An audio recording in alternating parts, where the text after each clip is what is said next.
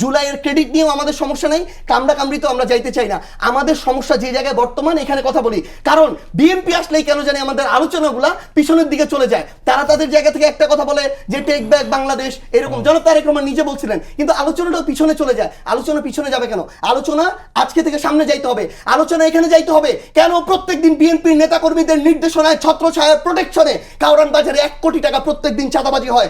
আমাদেরকে এইটার উত্তর দিতে হবে বিএনপিকে। কেন ইরানের সাথে তারা তাদের জায়গা থেকে ভারসাম্যপূর্ণ একটা পররাষ্ট্রনীতি বজায় রাখতে পারলো না? কেন হরমুজ প্রণালীতে জাহাজগুলো বাংলাদেশের আটকে গেল? আমাদেরকে এইটা তাদের জায়গা থেকে বলতে হবে যে কেন এই বাংলাদেশের আমরা যারা আছি, ইভেন এই যে জোট শরিকরা, তাদের সাথে কেন বিএনপি প্রতারণা করলে এই উত্তর দিতে হবে। ভাই তো গণ অধিকার পরিষদে ছিলেন, গতদিন নূর ভাইয়ের অধিকার নিয়ে কথা বলেছেন।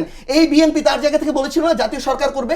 জনাব তারেক রহমান অন্তত 100 দিন বলেছে বিগত 1.5 বছরে তারা সবাইকে নিয়ে জাতীয় সরকার করবে। সবাইকে লাগবে না, বিরোধী দল লাগবে না, নিজের দলে বিএনপির পরে সবচেয়ে বড় দল তুলনামূলকভাবে গণ অধিকার পরিষদ, সেই গণ অধিকারের পরিষদের যে প্রধান নেতা তাকে তো একটা মন্ত্রিত্ব দিতে পারে নাই। তাহলে যে বিএনপি 25 জন মন্ত্রীর মধ্যে একটা মন্ত্রী তার জোট শরিকদের দিতে পারে নাই, সেই বিএনপি তো তাদের সাথে প্রতারণা করেছে।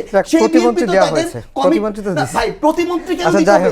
25 জনের যদি একটা আমাদের সময় একেবারে শেষ, 25 জনের যদি একটা মন্ত্রণালয় দেওয়ার মতো তাদের উদারতা না থাকে, তাহলে তাদের উপর কেন বিশ্বাস করব?